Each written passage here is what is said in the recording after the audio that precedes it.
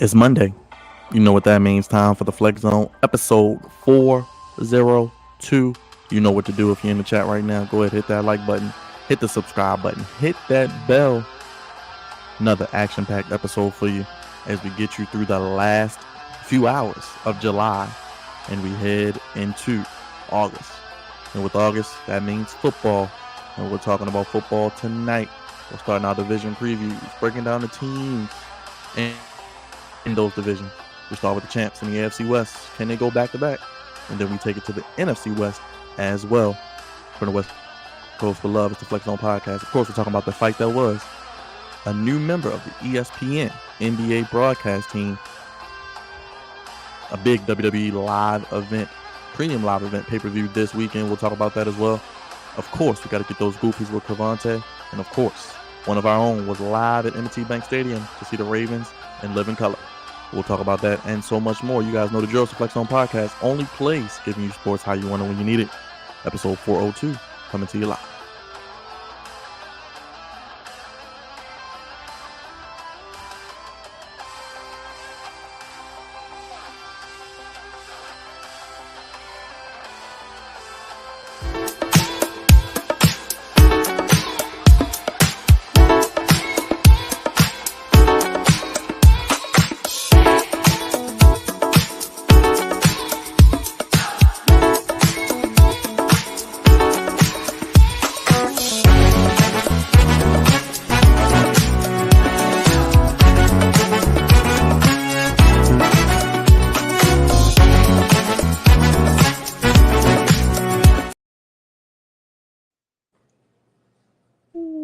Hotter than the weather outside, even though it's cooled down a little bit. The Flex Zone is still the hottest sports podcast in all the universe, fellas.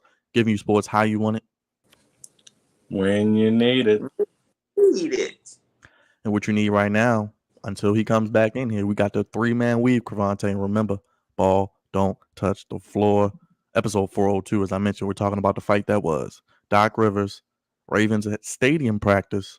Of course, we're talking about that AFC and NFC West. I know we got a lot of people here. If you guys can, please so kindly hit the like button, hit the subscribe button, hit the bell. Vote on the poll. Let us know what you thought about the fight last Saturday night. Last few hours of July, we're ending July and getting you right into August as well. Episode 402, starting things off with the man who makes the streams press team, the social media producer, the man who braved the hot weather to see your Baltimore Ravens out at M&T Bank Stadium, and no, he didn't pay no damn $3.50 for that damn water. You know him. You love him. Big Raj. Finish him, Daddy. Put my thing on the screen real quick. Finish him, Daddy. Put the graphic on the screen. Which graphic? Oh, hold on. I got you. I'm sorry. I apologize for me. I don't know what's about to be shown, so hold on. That's right. Daddy has a sweet tooth, baby. Garage is in the building. I've been watching that goddamn Twisted Metal these past couple of days. Man. Finish him, Daddy. Oh, man, it's beautiful. But yes, I was at Ravens practice. I'll talk about it a little bit later. I'm still alive, by the way. It was hot as hell. And, yeah, Daddy does have a sweet tooth, but this show got to get going, so. This next man is the voice of reason and captain of the goofy ship, the Commandalorian. He is the man who's got new ownership with his team. And while they're still the Commanders, we will play this song. Those haters can't stand us. Left hand up. Commanders. We fight for RDC. Who are we? The Commanders. Cravante, Bay. How you feeling, my guy? Another week down, closer to football. And of course, you got new ownership, baby. Well, now that's goofy. You ain't even have to say. I feel good. Training camp is underway, and we get into the thick of it.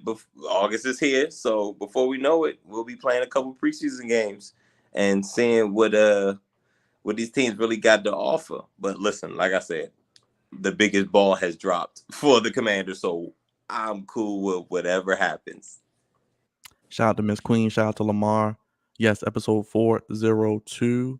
hey, we're here for you each and every week as we inch closer and closer to football. Let's get the view right.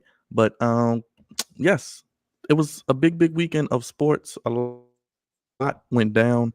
Um, let's start with the fight this past weekend. You guys can vote. Let us know what you thought about the fight. Raj, I'm gonna start with you because it was basically what you said in the chat. It was an ass whooping from start to finish. He took him to the shed. He whooped him. Terence Crawford defeated Errol Spence in a dominating TKO in the 9th round. I mean, what more can you say, Raj? This was a much anticipated fight. It wasn't a bad fight, but eventually Terence Crawford just took over. Yeah, man, Terence Crawford just took over. I've been following these two brothers probably for the last 5 to 6 years. Terence Crawford, he was a guy that never really got the shine that he deserves. Rarely on pay-per-view. A lot of his fights I've seen on regular ESPN on Saturday nights, and I always thought that he was overshadowed. I always thought that he was underlooked, and he would always put on a great fight. I mean, he was whipping people's asses, and people did not take him seriously. So when the time came for him to actually fight Spence, Spence, to me, to be honest with you, I thought Spence was running for the past 3 to 4 years. Now, and it's not all Spence's fault because Spence did have a couple of accidents. He had a major accident in 2019 where it was really bad. He almost lost his life, and I think he broke his leg and he broke his jaw and some other things. Then he got into another accident after that. And then I believe he was going to fight Manny Pacquiao a couple years ago, and he had a detached retina, and he couldn't fight him, so he had to miss out on that fight as well. So it's been a lot. It's been a lot of hurdles for Errol Spence, but yeah, man, Terence Crawford, to me, I always thought he was going to be the better fighter. I always thought that he was going to beat Errol Spence. I didn't see that fight going like that though. Errol Spence is a household name. He's been on pay-per-view plenty of times. He's been, doing his thing. I'm holding like some of the biggest pay-per-views and Cowboy Stadium because that's where he's from. He's from Dallas. But man, I just want to say, hats off to Terence Crawford. He went in that ring. I mean, from start to finish, he put on a show. I mean, he was unfazed about the moment. I believe he was on the Breakfast Club a month ago. He told Charlemagne, I'm gonna prove everybody wrong. I'm gonna prove you wrong because Charlemagne picked Errol Spence to win because that was his guy. And I know a lot of people like that picked Errol Spence. And Terence Crawford just shut him up, man. And, and to be honest with you, when I was watching it after the 7th round, I was like, you know what?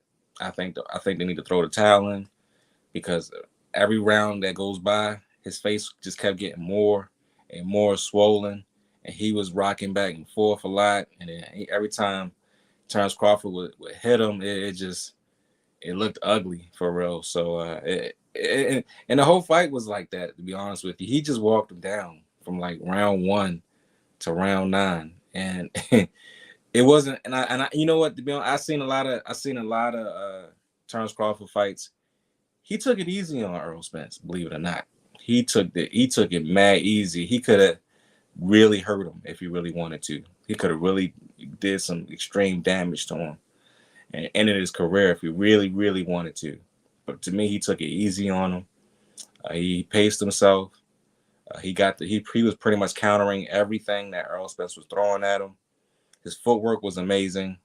His posture was amazing. And I was saying to a lot of the guys, I was like, there's two things that happened on Saturday night. One, his mother was there. And every time his mom is in the ring or mom is in a crowd, you can hear her. And she's pretty much like his motivation to destroy. I think he had a rough childhood, I believe. And his mom would never give him any love like that. And she always pushed him to stand up for himself and fight. And then I believe he's been fighting since he was 7 years old. So it was rumored that Terence Crawford never lost a fight when he was a little kid. She would have him fighting the whole neighborhood. So and it just translated to the boxing ring. So every time I see his mom, I'm like, I can't see that brother losing. And then there's another thing. The other thing was Eminem bringing him to the ring. I was like, oh my god, Eminem. Yeah, once I saw Eminem, I said it's probably over. I was like, I don't know. I mean, if you actually watch Errol Spence walk to the ring and see his facial expression, you could tell that he was like, oh damn, I'm about to fight Terence Crawford. He looked like he was scared, to be honest with you. He looked afraid.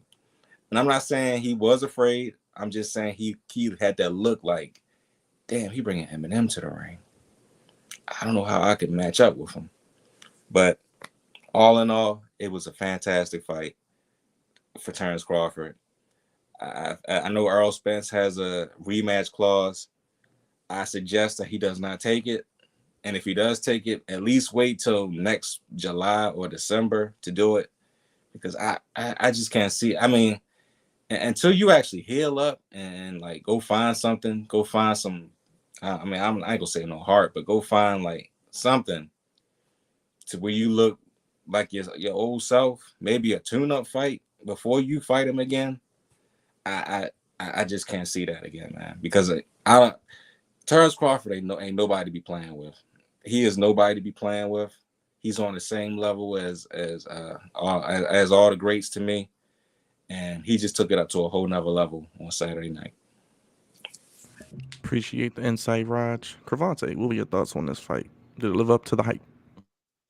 I believe it's called assault. I think that's what it's called, assault. Somebody should have called the police on what Bud, aka Terence Crawford, was doing. What that felt like. I asked what.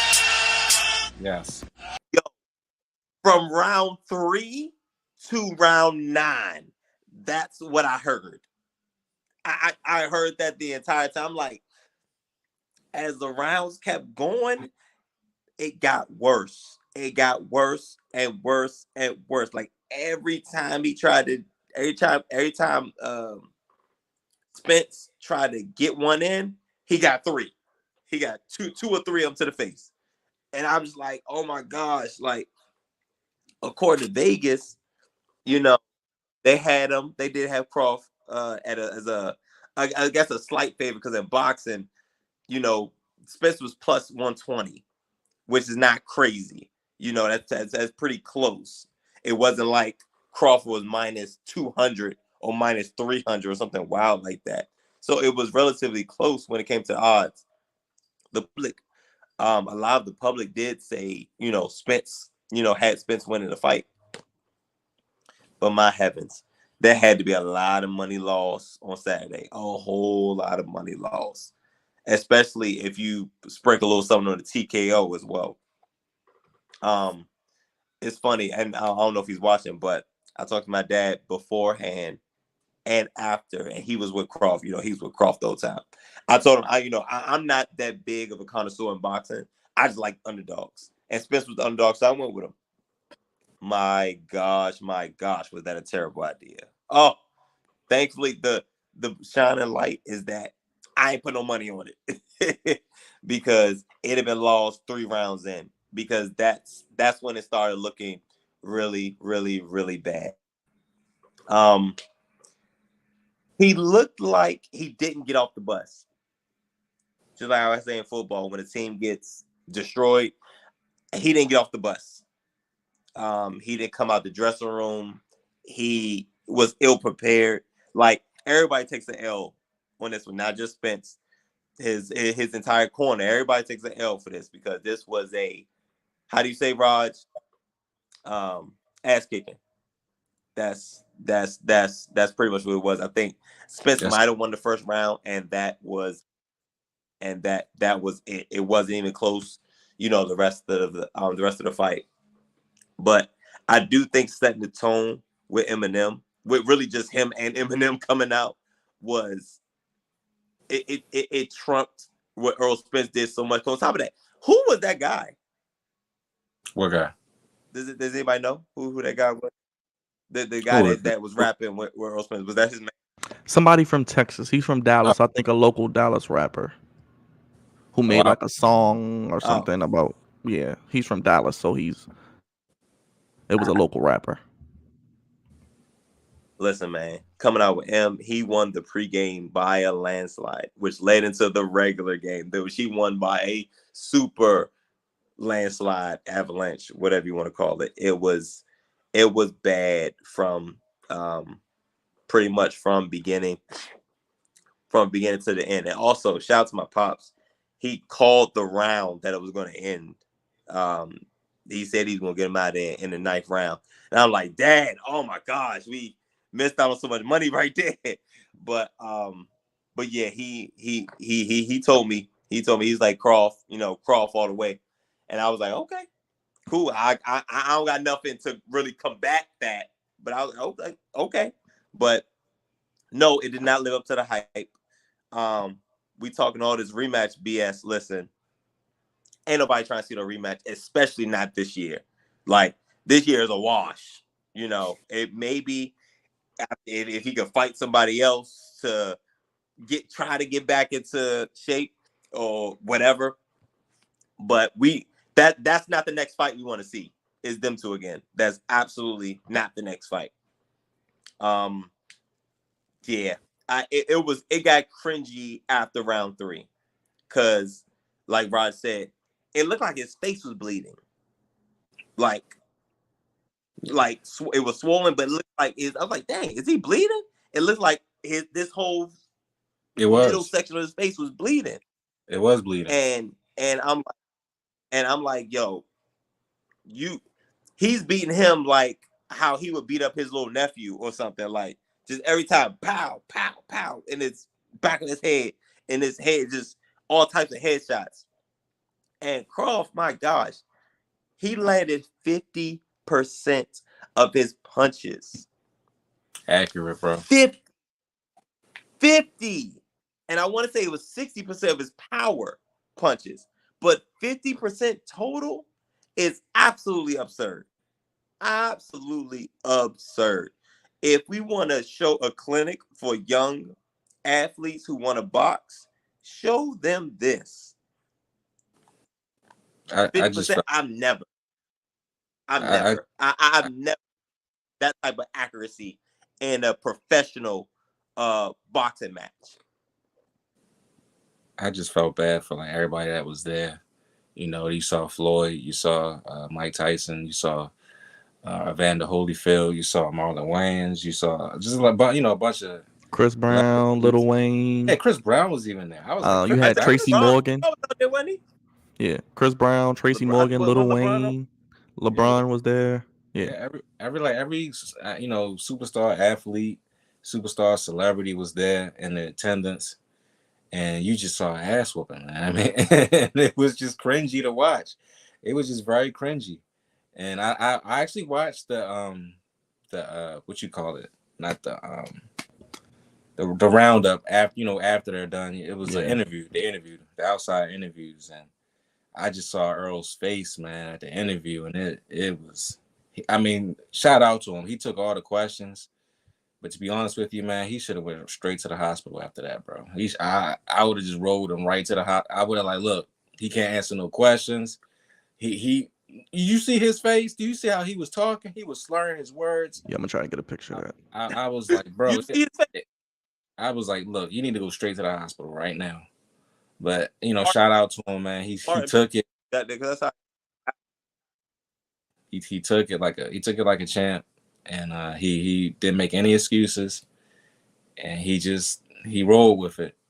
Terence Crawford, very classy guy, nice guy. He said what he had to say. He made sure he let the reporters know that they were wrong, and that it was his moment, and it's his time.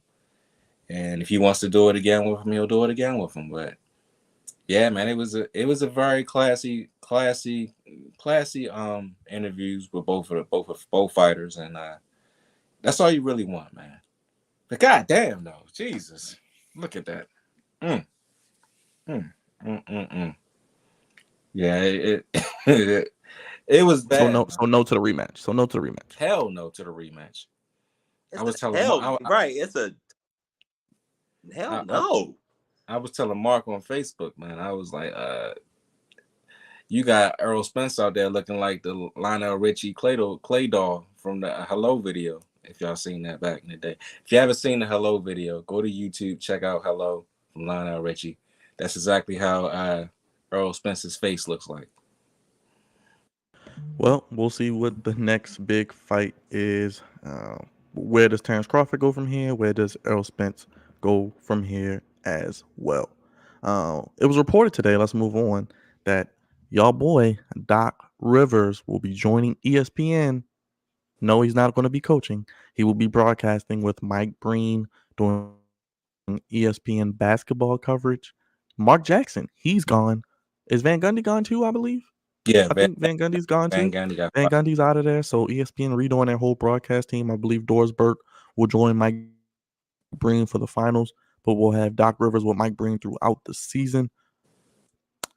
I mean, y'all both really don't like Doc, so I don't know who wants to go first. Cravante, you want to take this one first? Honestly, it's a WC for me. It is a WC for me. I was not a fan of Doc as a coach. He is D would say Mop Rivers. I call him Mr. Overrated or Mr. Meltdown, or Mr. Collapse. I think any of those names would suffice. And have y'all heard him speak? Like, yes. Have y'all heard his voice? He doesn't sound like that. He doesn't sound like he used to sound on ESPN 20 years ago. Let's just say that. Right. He sounds like he's struggling to talk. He talks like this, and he talks like this. He talks just like this. Huh? He pass the ball, you pass the ball, and you shoot. That's what he sounds like. Raj, Byron, that's what he sounds like. I don't want to hear this on ESPN. Stop. No, I'm okay. And I'm not saying the brother knows basketball. He's been a coach for a very long time, so he knows a thing or two or three or four about basketball. I'm cool on it, bro. The ESPN, this is an extreme reach for them. Extreme reach. But I don't care. I haven't legit watched ESPN outside of, when they play football games. So I don't watch ESPN 1, 2, 3. I don't watch any of them. So, and I'm definitely not looking for Mr. Collapse over here. We need to get TNT on that TV deal to get the finals, man. We need Chuck. We need inside the NBA at the finals, man. We need them to get that finals, man. Well,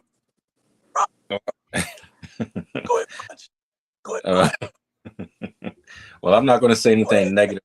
I'm not going to say nothing negative about ESPN because I don't want Stephen A. Smith coming after me like he did Paul George and who's that guy from Atlanta? The movie. Oh, Jackie Long. That's it. I don't want no smoke with Stephen A. ESPN is great. All right. I was gonna leave it at that. But Doc Rivers on ESPN again? Not so much. I don't care to hear his analysis. I don't care to hear his voice. I'm not saying he's a bad coach or anything like that. He was a good coach. He was a good analyst. But this was 20 years ago. This is back when he actually had a great hairline. Not sure what the hell he has on his head now. But this thing with Doc, man, is ridiculous, honestly. And I just don't give a damn if he comes back or not. I might watch the games on mute if he's doing the game, to be honest with you. But yeah. You don't want to hear this. Raj, you don't want to hear this. You don't want to hear this. No, I do not want to hear this. No, I don't want to hear that crap. It's a WC. They need cheap people to be on the network because they then fired everybody. And they wait for Pat McAfee to come there as well. So Doc just needs a job at this point, and he'll take word. That's the next. Yeah.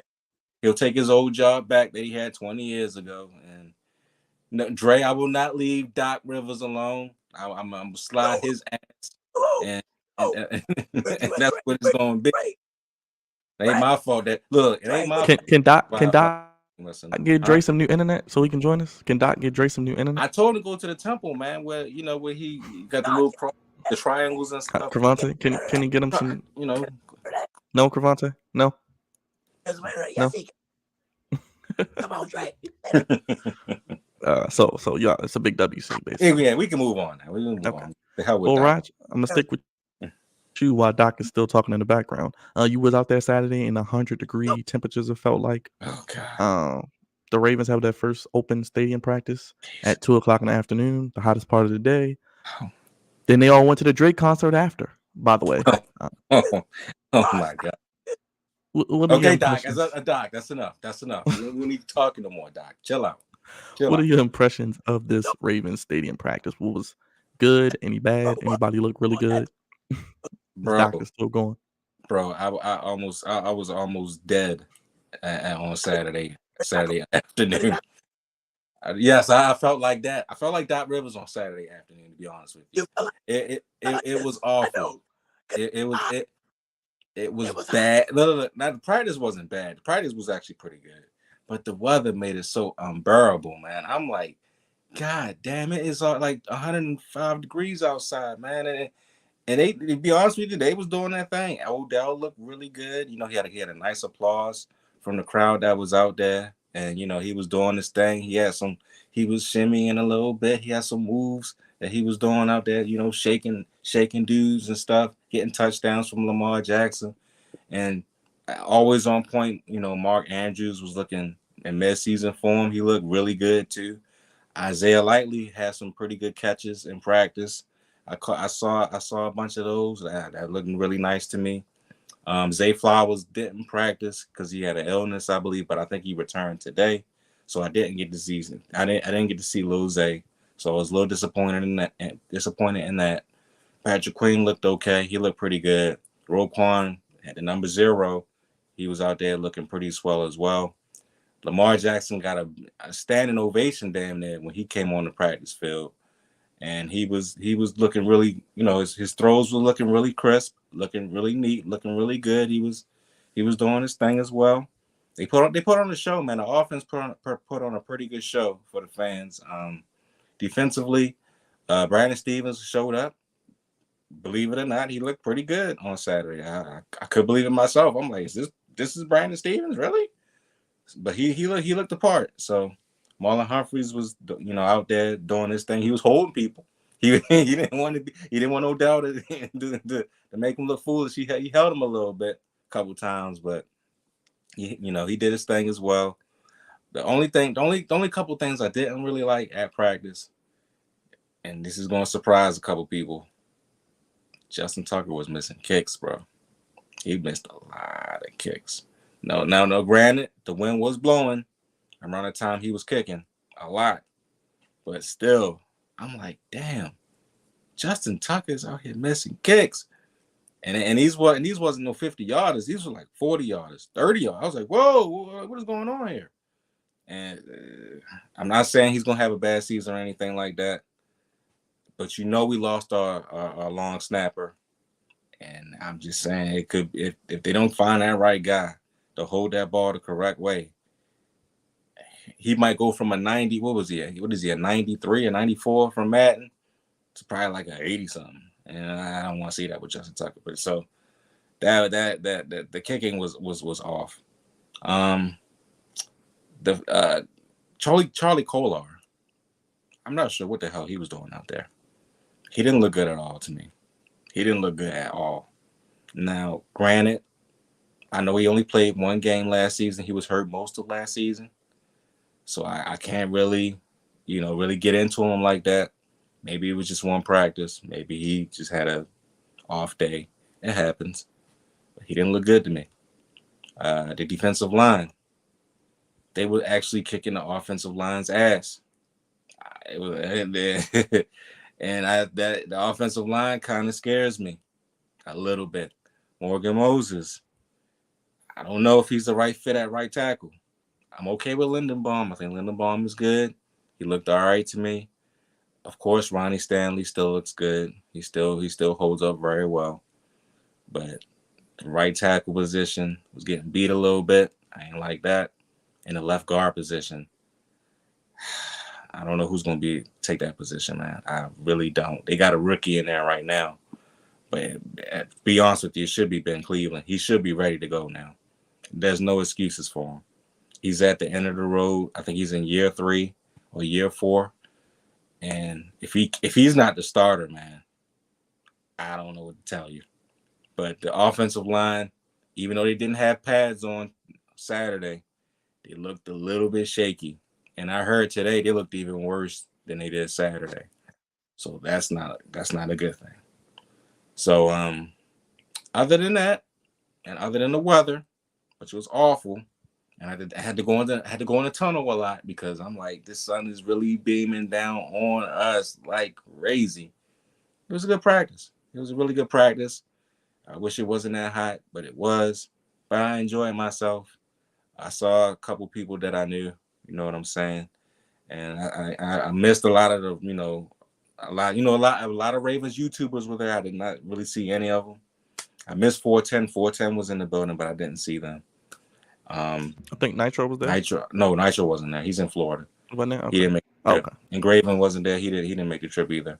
So but some other ones, Simply was there. The 410 guys were there. And I think I want to say Sarah Ellison was there, but I didn't see any of them. So I missed them, but it's okay. I'll catch them on the flip side. But other than that, it was good practice, man. It was a really good practice. They got a lot of work done. Even in that unbearable heat, they got a lot of work done. And I was surprised. So it was good, man. And plus, the key word, it was free. So there you go. And nobody got hurt, which is always good. Nobody got hurt. Cavante, real quick, any notes from Commanders camp? I know we've been talking about the sale, but anything we need to be looking forward to with the Commanders in training camp? Week 1 down. So just looking forward to seeing how the offense develops. Sam Howell looked like the best quarterback on the field. Because I don't know if y'all knew, but Jake Fromm is on our roster. You said Jake from State Farm? Jake from State Farm is on your roster?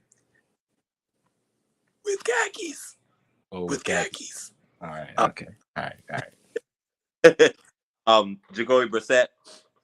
I think he might have thrown one interception. Sam Howell's been looking great. Footwork has been looking head and shoulders better than it was in the previous year. Chase Young did not have a brace on. Terry Malone looked great. Dawson looked great. Gibson is looking forward to being more of a pass catcher and a third down back. But just like Rod said, and how I've been saying the past couple of years, the offensive line is a concern. Our cornerback, Benjamin St. Juice, looked phenomenal, which is also good. So yeah, it's all eyes on the offense. EB has taken full control, and he's bringing a lot of guys who he's used to, the guys that previously played for the Chiefs, and we're looking forward to see how he puts this all together. And importantly, it was packed. What? And it was packed out there. In the 1,000-degree weather, 10,000 fans, showed up. So yeah, everybody's really hyped and really excited post Daniel Snyder and the Josh Harris and Magic Johnson era. So it's looking good. The energy is there. Now, got to see how they put it together, but the energy is definitely there. And most importantly, no injuries from the Ravens or Commanders. No major injuries. We saw what happened with Jalen Ramsey and Joe Burrow. So we'll wait and see how those play out as well. So yeah, hopefully those guys get back soon. I think Burrow, they're saying he's going to be ready for the regular season. Ramsey probably out until December. But let's get to what you guys all came to see as we move into August. Time for NFL football. We actually have a preseason game. The Hall of Fame game is this Thursday. Jets and the Browns. Yeah, it is what it is. We won't see any starters, but football is indeed back. Let's start our previews. We're going to talk about the AFC West. Why we're starting with the AFC West is because that's where the champs reside. The Tribal Chief himself, Pat Mahomes. I actually started watching a quarterback documentary on Netflix. Pretty good so far. Yeah. with Mahomes and Cousins and Mariota, and they're getting a season 2, but they're trying to find people to do it. But it is what it is. I mean, real quick, last season I had the standings in front of me. We had the Chiefs at 14-3. LA Chargers also made the playoffs at 10-7. Las Vegas Raiders were 6-11, where Sean Yost, Matthew, Raider Nation, and the Broncos were 5-12. We already see Sean Payton yapping his mouth. When you look at this Boy. division, Oh and I boy. have the win totals. The Broncos 8.5 wins. Looks like they have them increasing. Whoa. That's Ron in the chat. Jerron, what's going on, sir? No more Brady. I'm sorry. Yeah, no Brady for you to. Never mind. Yeah. We got the. Don't apologize, Byron. It's time for him to start eating all that. Yeah. Broncos 8.5 wins. Chargers are at. Let me go to the Chargers. Oh well, we can go to the Chiefs since I'm here. We have the Chiefs at. What are the Chiefs at? I just saw them. 11.5, and the Raiders 6.5, and the Chargers 9.5. Cravante, how you feeling with that? Are you feeling a couple overs with the Chiefs? And is there anybody that's going to fall out of this division? We had 2 teams last year. How you feeling this AFC West going to play out? So there's always a handful of teams that fall out, and 5 in, 5 out. A handful of teams will. That's what they say. Even though most of them will probably come from the NFC side, because the AFC has all the quarterbacks, and unfortunately, a good team, possibly 2 good teams, are probably not going to make the playoffs. But it ain't gonna be Patrick Mahomes in them. I can tell you that goddamn much. They do have a great chance as long as they got Patrick Mahomes and Andy Reid. They have a great opportunity to repeat. But fallout. So the Chiefs and Chargers made the playoffs last year. Yes, that's correct. I think the Raiders are in the cellar, and they're probably gonna be there for as long as they have Josh McDaniels. Because he doesn't know how to run an organization. He's great as second in command, but he's not great as the first. The Broncos, you got to think Russell Wilson's got to be better. He's got to be better this year. And with Sean Payton, who is running his mouth a little bit too much, but with Sean Payton, he's got to be better. I really want Brandon Staley out of LA. So Justin Herbert and these Chargers can really take the next step. I think Brandon Staley is going to be the guy to hold the Chargers back, like I've been saying for years. I didn't think he deserved the job, and I'll stand on that. I think Justin Herbert he just got broke off. I think he's going to be in the MVP running this year, but I just feel like Brandon Staley is going to find a way to mess that up for himself. But I think I'll say the Chiefs. I'll say the Chiefs and the Chargers make the playoffs again. And the Broncos will be better. I don't know about the playoffs, but they will be better.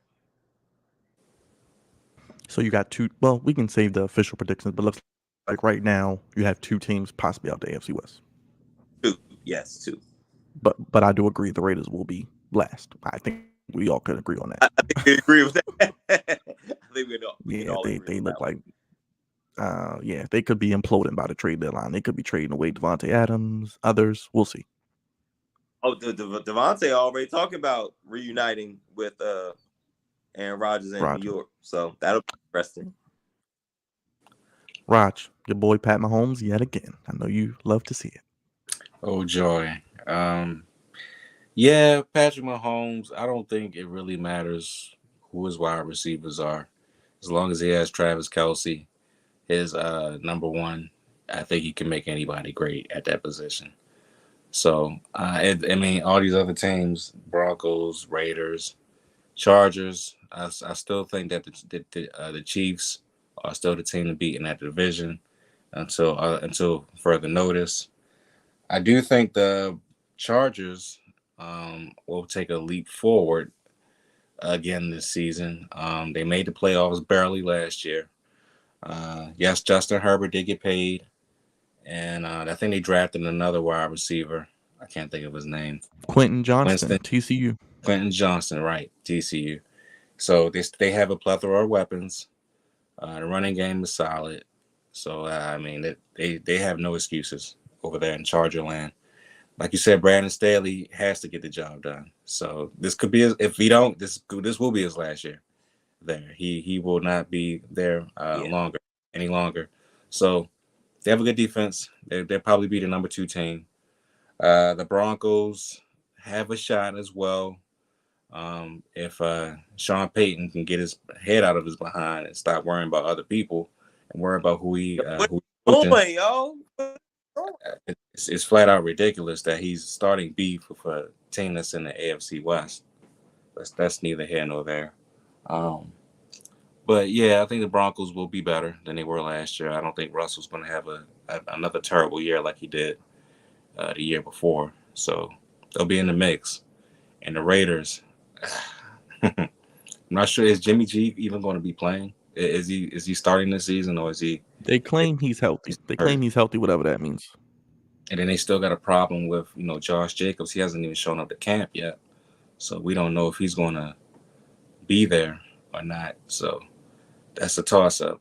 So I mean, the Raiders got a lot. Oh, boy. What happened? They got that boy Marcus Peters. Oh yeah, they did. They got Marcus Peters, but the Raiders are. I mean, they're not a bad team, but the division has so many better teams than them. And Devontae Adams is a great player. Don't get me wrong. They have a lot of great players on their team. They don't play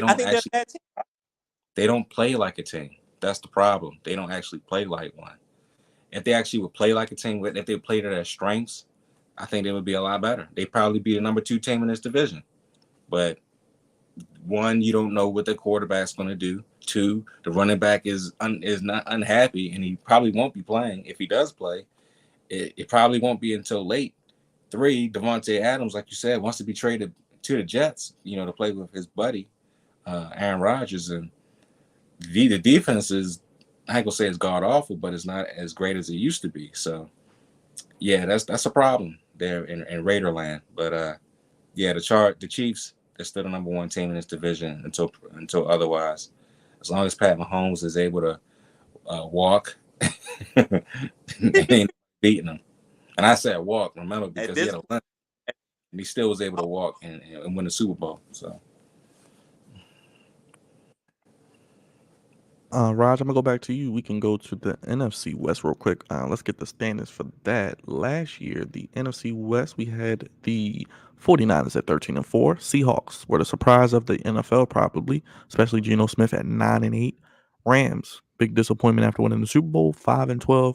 And the Arizona Cardinals, another disappointment. Kyler Murray, we don't know when he's coming back. He says he's going to start the season. Don't see it.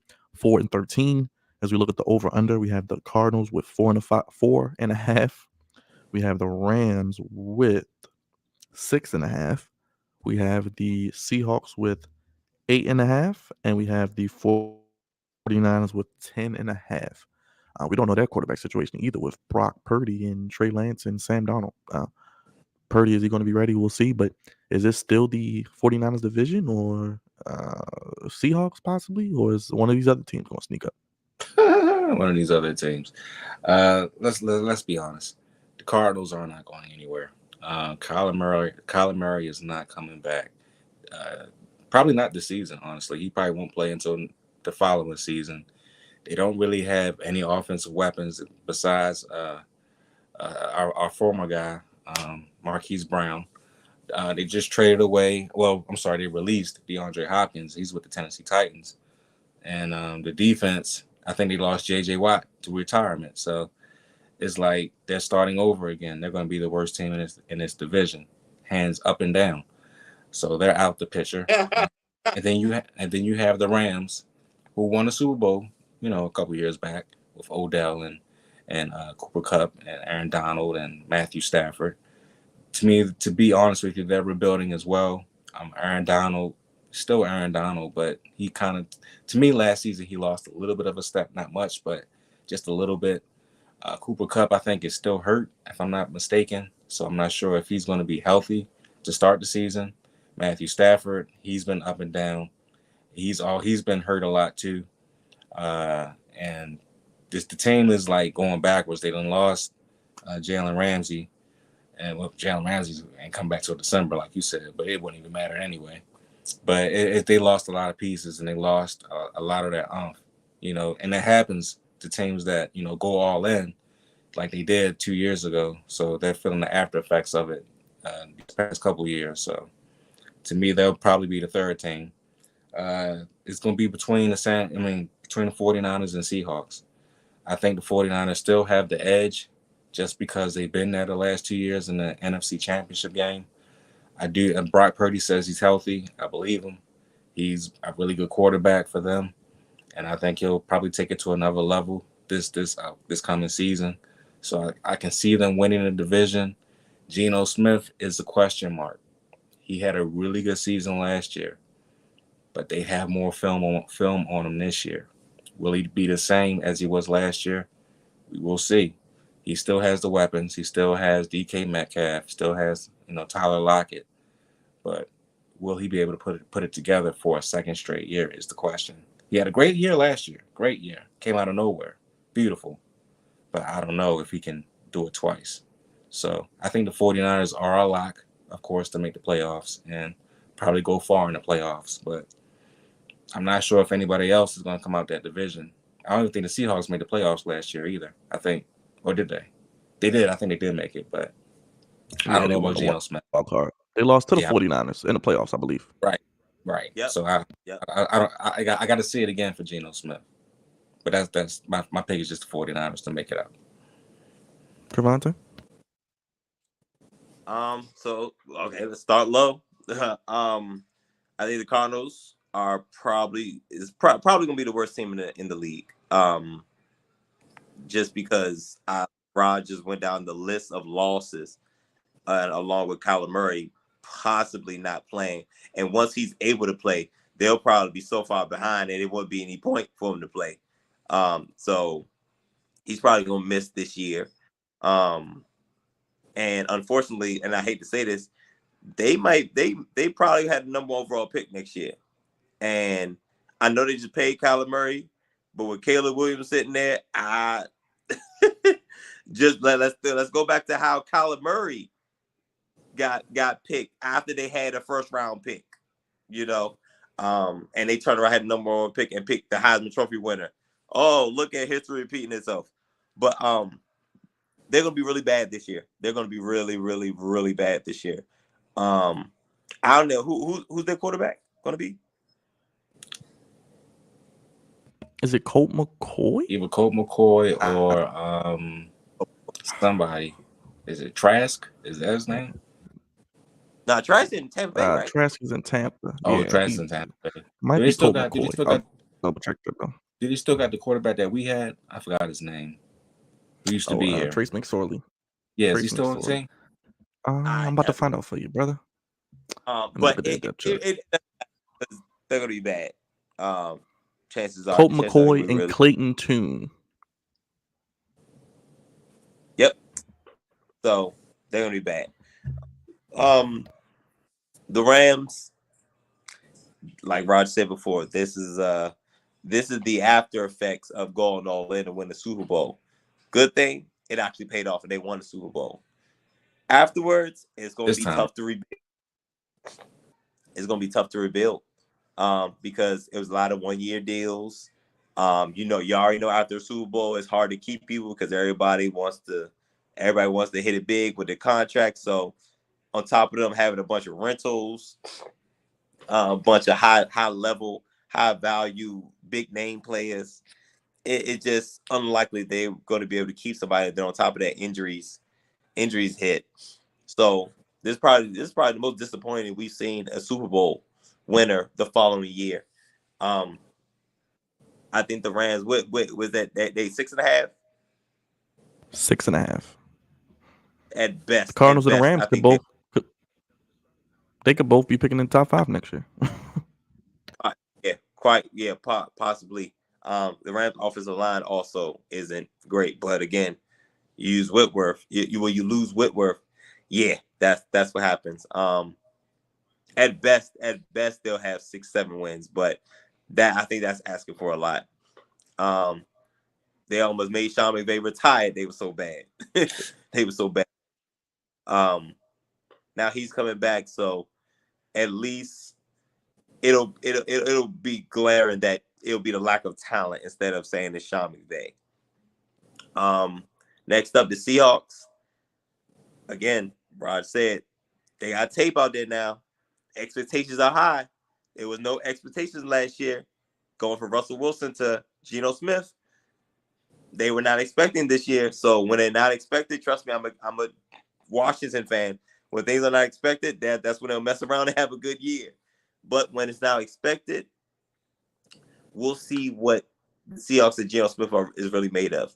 I think Pete Carroll deserves a lot of credit, even though he is the reason why the Legion of Boom and that great defense and Russell Wilson is no longer there. But he's a very consistent head coach, very fiery, and he is a leader of men.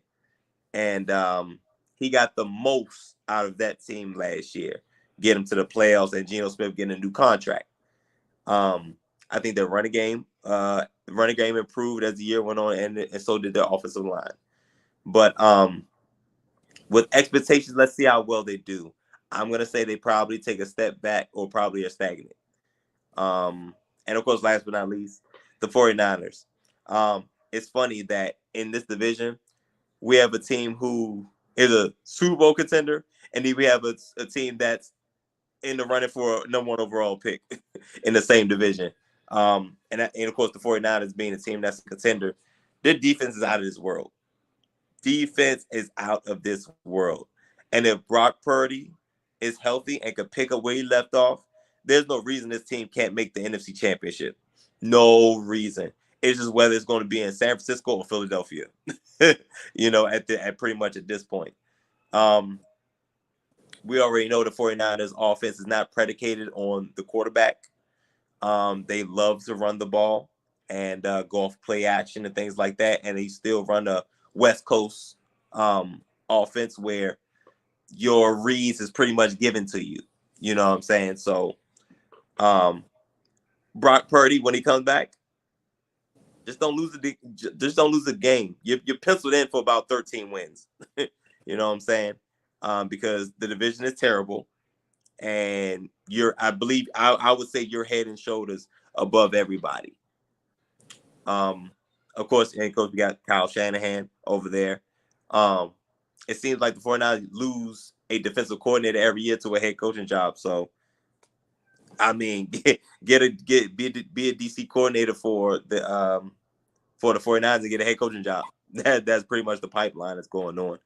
And again, like I said, Kyle Shanahan is still a top-notch offensive mind and a top-notch head coach. So they're always going to be in the running, especially in the NFC where there aren't any elite level quarterbacks. So with their defense, they will have a great opportunity to go back to the NFC Championship. Yeah, I agree. I can agree with that. Let us know what you guys think about the NFC and AFC West. Are the Chiefs and 49ers declare favorites? We shall see. We'll give our official division predictions as we get a little bit closer. We just wanted to start talking about some of these teams. Hey, Go. what's up with Nick Bosa? Is he hurt or is he supposed to be getting paid? I think he was trying to get paid or something like that. Yeah, I didn't hear anything about it. Let me see if I can find something real quick as we look that up. Before we get to Goofies, Raj, real quick, do you have any SummerSlam thoughts before we get to Goofies? SummerSlam thoughts. I just hope it's a good show, honestly. The matches are there. The matches are pretty solid. You got Roman Reigns and Jey Uso. That should be a solid match. You got Ronda Rousey and Shayna Baszler. That should be a pretty good match. And then you have who's Seth Rollins fighting? I forgot. You fighting anybody? Finn Balor. Finn Balor. That's a rematch, but it should be a good match. So you got a lot of good matches on Saturday night. I just hope it's a good pay-per-view. That's all I can really ask for. Storyline wise, a lot of the stories are, I mean, they're mid at best, especially the Brock and Cody one that everybody seems to love. Very mid, but yeah, it should be a solid pay-per-view if they stick to what they do best. And that's about it. Really don't have any like major thoughts on it, honestly. Real quick, Avante, looks like Bosa is entering the final year of his deal, and he's holding out, trying to get a contract. So it looks like it is contract related. And he So is I'm sure gonna they'll pay get him. it. So the 49ers have a top, I'll say for sure, a top 3 pass rusher and arguably the best linebacker in the league. On the same team, guys. Well, they are not goofy, but there is always someone who is goofy. Cravante, you ready to get goofy and let people know what was goofy this past week? You guys know the vibes. You guys know the drill. And you know who's about to make an appearance because it's time for Cravante's Goofies of the Week. Yeah, of course. Something wrong here.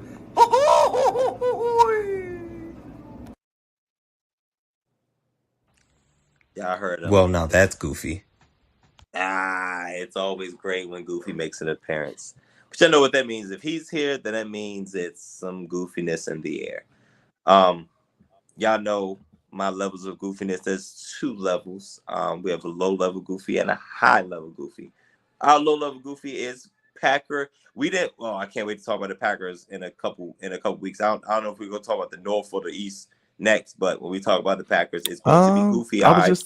was just thinking about that. We probably can do the North now since we got a lot of storylines in the North. No Aaron Rodgers, the Lions, the Vikings. A lot of storylines. Even the Bears. Justin I think of Fields. all This could be a big year for Justin Fields. it could be. I mean, it's gonna be a lot of pressure on him. But again, we'll say for when we get to him. But low level Goofy. Green Bay, Packer Green. Usually we laugh about it, we kiki, and it usually stays there. In the hopes that it does not get worse or become a greater Goofy. Because then at that point, go to another team that's we actually just got finished talking about is Cardinals in red. Very high level Goofy. We got to talk about it. We got to congregate. We got to figure out what's going on, and let's try to get this to not be so goofy. So yeah, we'll jump into it from there. I think the biggest thing I have right now for as far as goofies is the fight. It's Saturday, this past Saturday. For those of y'all that's been under a rock, Terence Crawford, aka Bud, for Errol Spence, and it was geared to be a really good fight. It was supposed to be a really good fight. Solid guys, elite level boxers. Usually that's a recipe for a good match. It wasn't.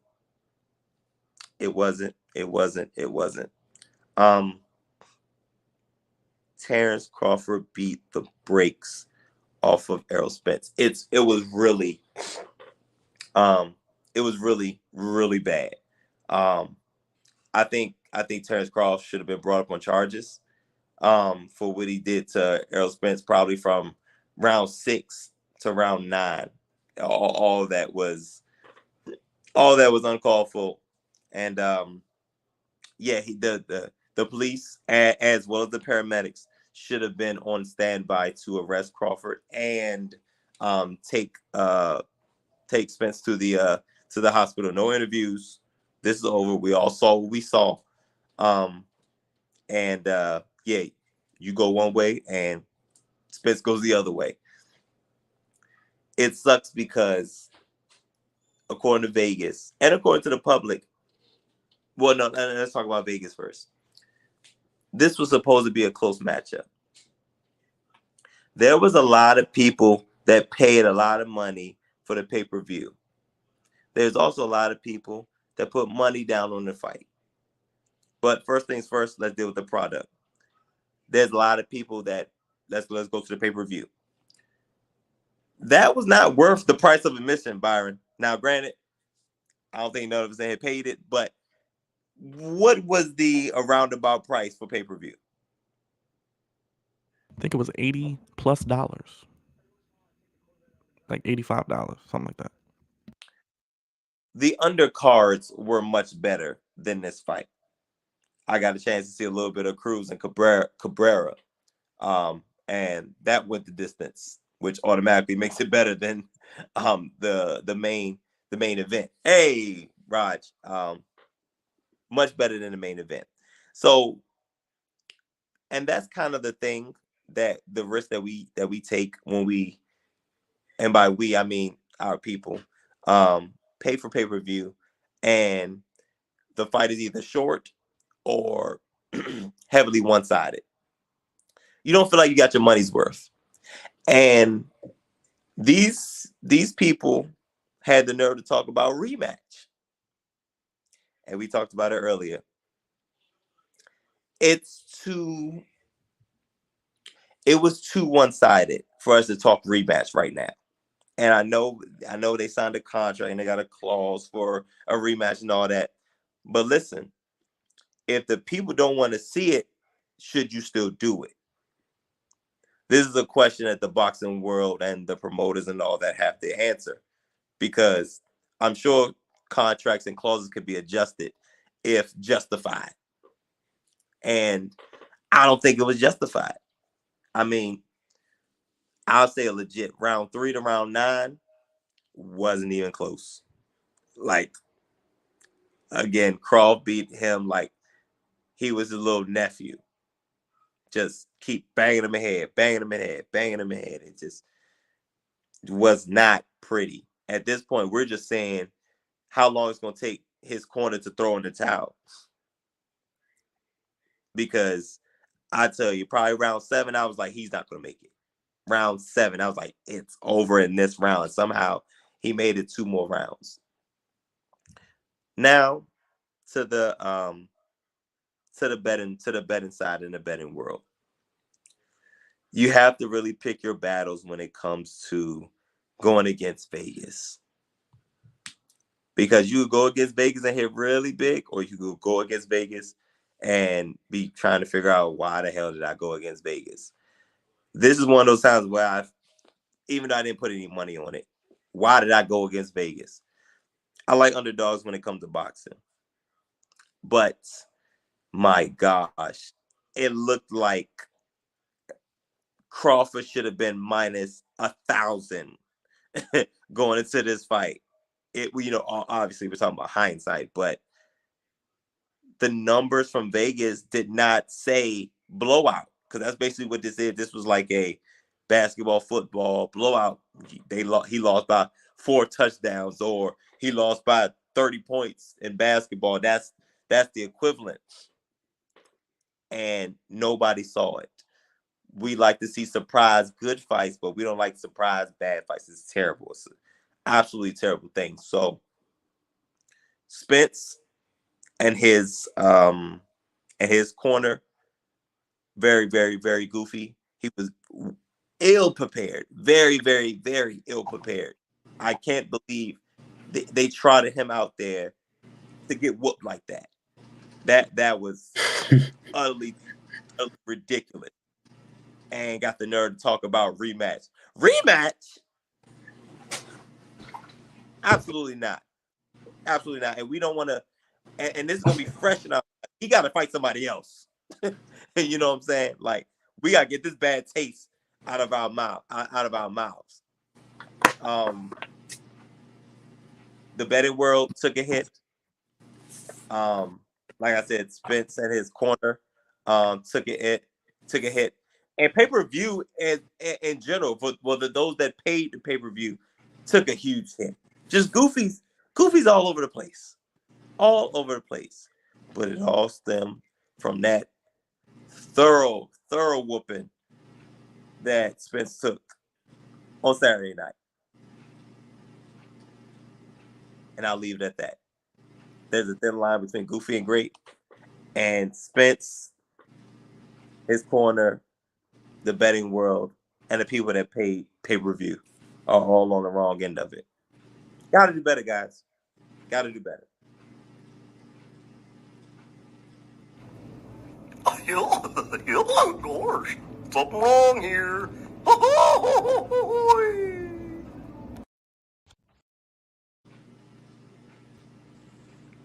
Well, now that's goofy. Hey, Dre's here. Cravante's Goofies of the week. Dre is here.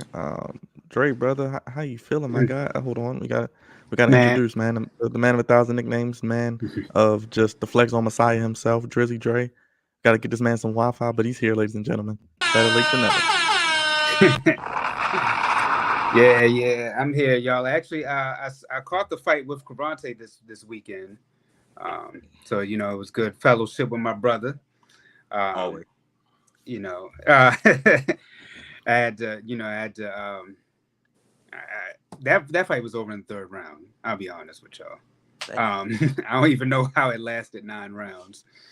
And then, we got a good video, good work, of course, as always, my brothers, with the work that y'all been doing. I was at the Orioles game on Saturday when the Yankees won, the only game that they won of the series. You enjoy yourself. You had a good time. You had a good time, man. I did. But I mean, shout out to the Orioles. First time I've ever seen Camden Yards sold out completely for the whole weekend. But it was, fun times down there. And then we're doing a lot for SummerSlam, right? This weekend. Yeah, I was going to actually go ahead and hit all the topics. You hit on that. I mean, if you want to hit on SummerSlam, you got Doc Rivers as well. You can hit on that in the AFC and NFC West. Feel free, brother. Of course, Raj calls it Summer Scam, but it's not really that many good matches. Of course, nothing really too hyped about. I mean, of course, we're the Tribal Chief. You always want to see him. I guess Brock and Cody one more time. And maybe Shayna and Ronda, they're trying to build that up. That's a match that I would like to see, but I don't think that they'll get that much time to really dive into how they should. Then what's that? McIntyre and Gunther. Those are the only matches I can think of, off the top of my head that probably are worth a little something. Doc Rivers as an analyst to ESPN. I guess that'll be good, but I mean, I don't know where he really fits. Maybe he'll take the Jalen Rose He's position. going to be on the broadcast with Mike Breen, and then he's going to do, I believe, in studio work too. Okay, but I mean, I'm not as pressed, for it. I don't know. I'm not as excited. Like, it's TNT or bust, honestly, with the NBA. He's gonna sound like this. He's gonna sound just like this the whole time. No, I think the best lineup ESPN had when they honestly like could get people in was when they had Wilborn, Legs, and damn, I can't remember the other analysts they had, but like when they had those guys lined up, I was like, yeah, I was kind of more excited. Maybe they need to put Legs back into that lineup with Stephen A. and Wilborn to kind of like buffer it a little bit, but I mean. And the sad part is all of them have personality when you see them on their respective shows, but for some reason it's just not that TNT type of gel. You just don't get the same excitement for them. As far as the AFC West, I heard y'all breaking it down. The Chargers, like Cravante said, until they get rid of their coordinator, their head coach, they're not going nowhere. And it's sad because Justin Herbert, is paid. But I just really want to understand why, like, even like when I was watching like Colin Cowherd, people still consider like Justin Herbert a top 5 quarterback when you have people like Lamar Jackson and Jalen Hurts who are more accomplished and more talented. And it's not to say that Justin Herbert isn't talented, but it's just that he just hasn't accomplished anything yet. So I don't know why he still gets the push over people like Jalen Hurts and Lamar Jackson. But of course, until the tribal chief gets knocked off, it's going to be what it is. I agree that the Raiders are going to be at the bottom of the barrel, and the Broncos. We'll have to see what happens with Sean Payton within his first year. In the NFC West, I think this is just going to really be the 49ers. I think that the other teams, take a step back. We don't know when Kyler Murray is going to be cleared, maybe not till like mid-season. And by then, they might actually be in the runnings for Caleb Williams. So it's no point there. Seattle, I just don't see them taking that next step, either. I think they had a good season. I think that they'll be a contending team because Pete Carroll is a good coach, but I just don't really honestly see it. So the 49ers will probably be be that team right there, in that division. So that's probably who's going to win it. And honestly, I could see the 49ers making it to the Super Bowl. It seems like Brock Purdy is back, and he seems like he hasn't really lost a step really since the arm injury. I think we hit it all, Dre. Appreciate you joining in with us. Episode 403 next week, my brother. What can the people expect? We're going to still do our NFL predictions, of course. Depending on how SummerSlam is, we might hit it or we might not hit it. But at least we'll be live streaming though, so you can at least catch us there this Saturday. And we'll see what else happens within the sports world. Yeah, college football coming soon, so we got to fit that in there as well. More baseball talk. The trade deadline is tomorrow, so if anything does happen, I'll try to get some breaking news out to you. And unfortunately, Dre, the Yankees lost again tonight. Look, I already know that it's a dub at this point. They 4 games behind in the wild card. Get that magic smile about it. 4 games back within the wild card. So I just don't see them making the playoffs this year. And it's okay because injuries have really plagued this team. I mean, Judge didn't even play on Sunday. So, I know that it was a good play that he did, but then that ended up, he's had this nagging toe injury all season. So those are, the type of things that happen when you have a 162 game season. So, we have 27 championships, but now, it's just time for the Orioles, the hometown, to do their thing. So we'll see what else the Orioles can add, to help buffer and maybe, make this World Series run. Also, we got to rank our top 10 quarterbacks, fellas. We haven't ranked them heading into the 2023 season, so that may be something we got to talk next about week. that because Lamar Jackson with the top NFL was in the 70s. I'm like, nah, bro. Respectful. And got the nerve to have Dak Prescott in the 50s? Oh, my gosh. What are we talking about? That's maybe what we'll do next week, Dre. We'll do the top 10 quarterbacks, and I think Cravante kind of put the bug down. We want to talk about the NFC North. Packers, no A-Rod. Bears, what do they do with Justin Fields? Vikings, do they go back-to-back, or is it really the Lions' time to step up and win that division? Also, the AFC. I guess, we'll do NFC North. We'll save AFC North because the Ravens are in it. So we'll do NFC North and maybe AFC South, something like that. We'll switch it up, something easy because the AFC South is only one team. But we'll talk about the other teams. A lot of young teams fighting for position there. Big Raj, social media guy. What can the people expect? Like Dre said, SummerSlam this weekend, Dynamite 200 on Wednesday, and SummerSlam preview is coming at some point, either starting tomorrow or Wednesday. You can just check out our videos, man. A lot of Orioles wins, so a lot of Orioles breaking news videos coming your way. Like I said, Dynamite 200 on Wednesday. SummerSlam or SummerScam Saturday night at 8 o'clock, live stream, so check us out there as well. Pretty sure there'll be more breaking news throughout the week. I mean, football has just picked up big time, so something's gonna happen. We didn't even talk about the JK thing. So let me mention that real quick. Yeah, go ahead. J.K. Dobbins, man. I heard from Melvin Gordon said J.K. Dobbins is holding out. I did see I didn't mention this, but I did see J.K. at the practice on Saturday. Mm-hmm. He looked pretty good. He was running, by the way, with a woman or whatever. I guess he was carrying around water, but he was running, smiling Oh, at the fans, waving at them and everything, signing autographs. Melvin Gordon says he's holding out. The team hasn't really said anything. They haven't made it known.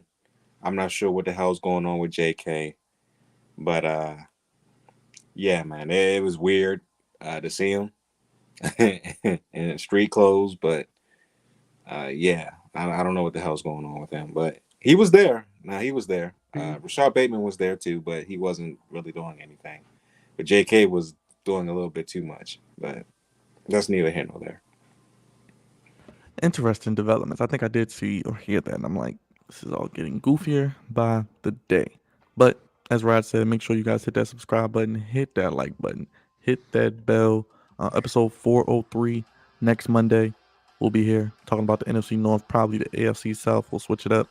We'll save the AFC North and NFC East for Cravante last. So we'll talk about the Commanders and Ravens as the last previews, and we'll rank our top 10 quarterbacks. So we'll see who we think is a top 5 guy, who doesn't make our top 10, and anybody maybe. Do we believe in Justin Herbert? Is Jalen Hurts top 5? Is Lamar Jackson top 5? We'll see. We shall talk about it all. But again, Andre Melton, is the executive producer. Senior producer is the man coming back in. Cravante Hurd, voice of reason. Always shout out those goofies of the week. If you got something, let us know. And the social media producer, Big Raj as well. God's favorite host here. Throw up your ones and acknowledge the head of the sports podcast table. We the ones. We'll be live Wednesday, Dynamite 200, and on Saturday for the biggest scam or party, depending on which way you look at it, of the summer. Appreciate everybody in the comments, hitting the likes, hitting the subscribes, voting on the poll. Make sure you hit the like button if you haven't on your way out. We'll put the kids to bed. But for Dre, Cravante, Raj, and myself, we'll be back Monday for episode 403 and throughout the week with videos, SummerSlam videos, Ravens, Orioles, and much more. Hit the bell to know when new videos come out each and every day on the Flex Zone podcast. Only place, fellas, give me sports how you want it. When you you need need it. Happy August. It is August 1st. The only podcast taking you from July to August, literally live. And yes, Doc Rivers is coming to ESPN. So more of that from Cravante this season. ESPN, guys. I'm gonna be ESPN. For Drake, Cravante, Raj, everybody in the chat, signing off. Have a good night, everybody. Peace. Bye, guys. Bye, guys. Peace. Still the ones. Where does the one? Where the ones? Where's the ones, Trey? Okay, guys. Have a good night.